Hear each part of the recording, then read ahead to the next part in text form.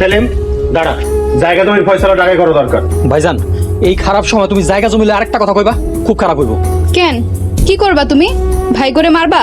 ও বাপের একটু ডাক্তার দেখায় সবকিছু লেখা দিতে চাও? ভাইজান, ভাবি গো চুপ থাকতে কও। ভাবি তো খারাপ কিছু করে নাই। সাহেব, আপনি চিকিৎসা শুরু আর চিকিৎসা করতে হইব না। চিকিৎসা করতে হইব না কে? আব্বা নাই ভাইজান। উনি তো মরে নাই, আমগরে মাইরা থুইয়া গেছে। এই এনে দাঁড়াও, বাড়ির সামনের জমিটা কিন্তু তুমি নিবা। আমার আব্বা মইরা গেছে আর আপনি জায়গার কথা কইতেছেন? তোমার ভাইরা যে মানুষ, ওরা তো সব নিজে গোনামে নিয়ে নিব। জমি দিলে দিব, না দিলে নাই। ফালতু কথা বলবা না, এসব কথা বললে কিন্তু ঝগড়া হইব, কঠিন ঝগড়া হইব। আমার আব্বার দাফনটা শান্তিতে হইতে দেন। তোমার ভাইরা কোনো ঝামেলা না করলে আমিও কোনো ঝামেলা করব না। চুপ কথা পরে হইব।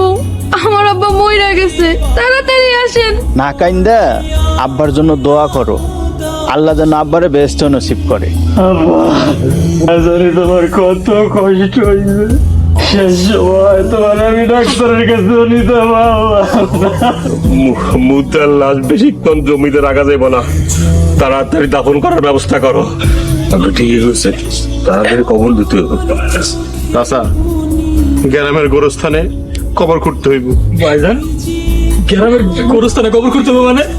আব্বা না কইলো বাড়ির পাশে কবর দিতে। সেলিম, এখানে কবর দিব না, বাড়ির পরিবেশ নষ্ট করার কোনো মানেই হয় না। না না ভাইজান, আব্বার মনের ইচ্ছা যেটা ছিল এই ইচ্ছাটা পূরণ করবো। সেলিম মইরা গেছে, এখানে কবর দিলেই তো হইব। মেজো ভাই, এখন কিন্তু বেশি হয়ে যেতেছে।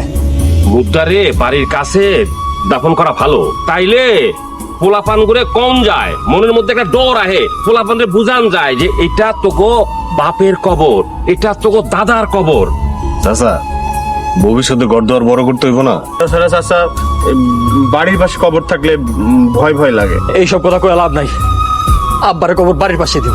তুমি কইলেই তো হইব না। তোমরা মরা বাড়িতে এত কথা বলো না কেন?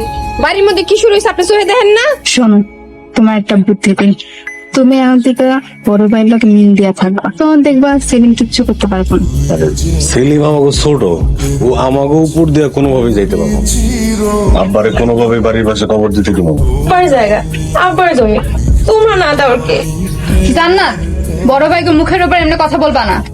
বাড়িতে আব্বার লাশ রাইখা যারা সম্পত্তি লয়ে ঝগড়া করতেছে, তারা আবার কিসের বড় ভাই? জান্নাত, এখন কিন্তু বেশি বেশি হয়ে যাইতেছে। ভাইয়া, আব্বার শেষ ইচ্ছা ছিল বাড়ির পাশে কবর দেওয়ার, তোমরা ব্যবস্থা করো ভাইয়া। বাড়ির পাশে তো কোনো মতেই কবর দিতে দিব না, যা পারো করো গিয়া। তোমরা আসলে একটা মানুষ।